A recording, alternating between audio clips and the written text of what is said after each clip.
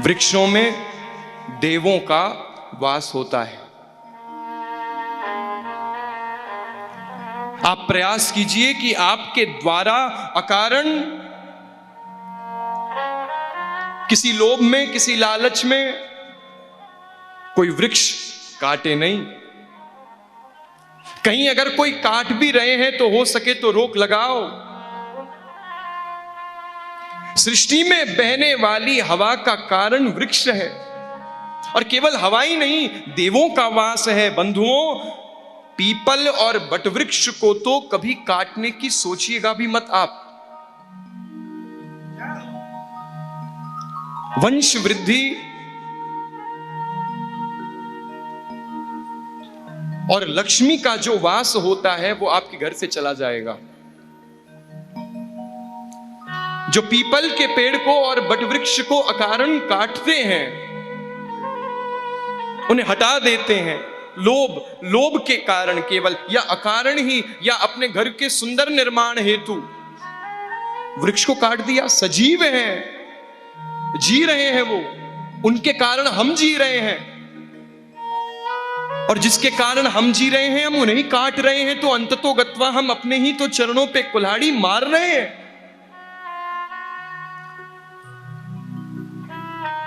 वृक्ष बिल्कुल न काटिए, हो सके तो पेड़ उगाइए, पौधे लगाइए।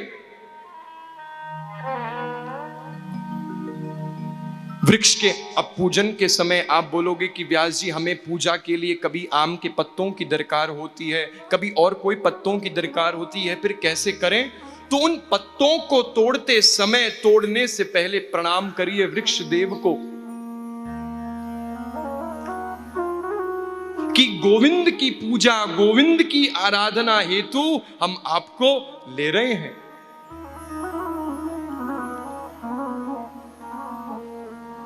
देवों के प्रति आपकी ऐसी आस्था होनी चाहिए, और वृक्ष देव है, मानिए आप, वास है उसमें। आपको पता है, आप बोलोगे कि हम वृक्ष को अगर प्रणाम करेंगे तो वो सुनेंगे क्या? मैं आपको एक सत्य घटना बताता हूं। ये हमारे प्रातस्मरणीय पूज्य श्री हरि बाबा जी महाराज हैं। आप देखिए इन्हें। और बांध धाम एक स्थान है यहां अनूप शहर के पास में, मुरादाबाद के पास में, बांध धाम गवा। क्या नाम है? बांध धाम गवा। देखो, और उसी बांध धाम पे हमारे श्री ये हरि बाबा जी महाराज अपने भक्तों को कथा सुनाया करते थे। तो कथा सुनाते सुनाते किसी दिन वृक्ष के नीचे ही बैठे थे हमारे महाराज जी, और हमारी सरकार जिस वृक्ष के नीचे बैठे थे, कथा सुना रहे थे, उसी वृक्ष पे कुछ फल थे, छोटे छोटे जो फल होते हैं ना, जो गिर जाते हैं, जमीन पे गिर जाते हैं, जो एकदम पीले रंग के हो जाते हैं, चिपचिपा कर देते हैं, जमीन को गंदा कर देते हैं, रस निकल आता है उनमें से, एकदम छोटे होते हैं वो। तो हमारी सरकार कथा सुनाते थे, सत्संग करते थे, और सारे श्रोता सुनते थे। तो हमारे महाराज जी के भी कभी कभी ऊपर आके वो फल गिर जाते, उनके बगल में गिर जाता, गंदगी हो जाती, महाराज जी को कष्ट होता। और सारे भक्त जब सुनते कि हमारे सरकार को कष्ट हो रहा है, तो सरकार से निवेदन किया कि प्रभु आप अगर कहो तो आपके निवेदन से इस वृक्ष को ही कटवा देते हैं। आपको इस स्थान में बैठ करके कथा करने में कितना आनंद आता है हम देखते हैं महाराज, लेकिन आपकी अगर अनुमति हो हे सरकार, तो इस वृक्ष को हम काट देते हैं। और भी तो वृक्ष ऐसे ही हैं, इसी प्रकार के फल दे रहे हैं, और तो कुछ नुकसान होना नहीं, एक पेड़ की बात है। तो हमारे महाराज, हमारे सरकार, हमारे पूज्य श्री हरि बाबा जी महाराज ने कहा नहीं नहीं, क्या वो नहीं जी रहे हैं? चलते हुए उस बसंत ऋतु में देखो आप कैसे हरे भरे महाराज, हवा जब चलती है तो कितना आनंद आता है इनको। अपने प्रिय प्रिय भक्तों को कभी ये छाया प्रदान करते हैं, कुछ ना सही लकड़ी प्रदान कर देते हैं। हम इन्हें क्यों काटेंगे, हमारा कुछ बिगाड़ा है क्या इन्होंने?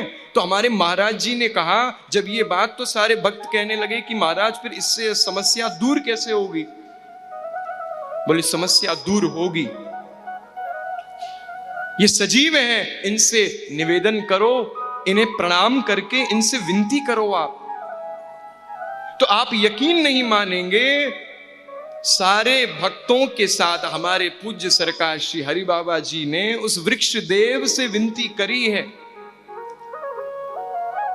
कि हम कथा सुनाएंगे अपने भक्तों को, और आप कुछ ऐसी कृपा कीजिए कि वो फल जो आपकी डाली से, आपके अंग से गिरता है, कुछ उपाय ऐसा हो जाए कि वो कथा न रुके, भक्तों का ध्यान आपके फल पे न जाए, कथा में ही ध्यान रहे। तो वृक्ष देव ने गोविंद की कथा हेतु, प्रभु की कथा हेतु ऐसी कृपा करी कि उस दिन से उस वृक्ष में वो फल ही नहीं उग रहा है। महाराज प्रेम से बोलो। अब सोचो आप, ये सत्य बात है, मैं झूठ नहीं कह रहा।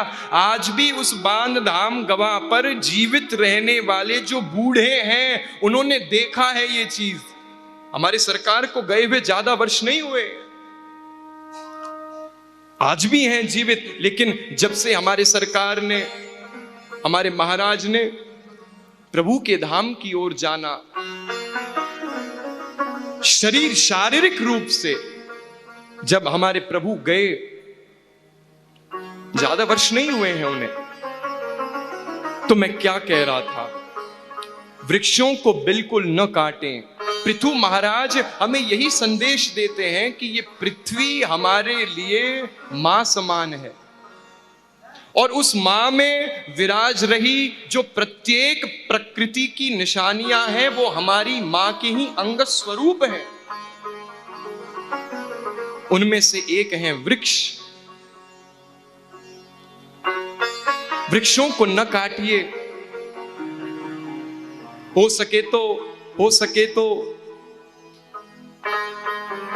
पीपल के पेड़ पर हर शनिवार तिल का तेल हम अगर चढ़ाएंगे तो शनिदेव प्रसन्न होते हैं। इन वृक्षों से हमें अनेक लाभ हैं, काटने से कोई लाभ नहीं होगा।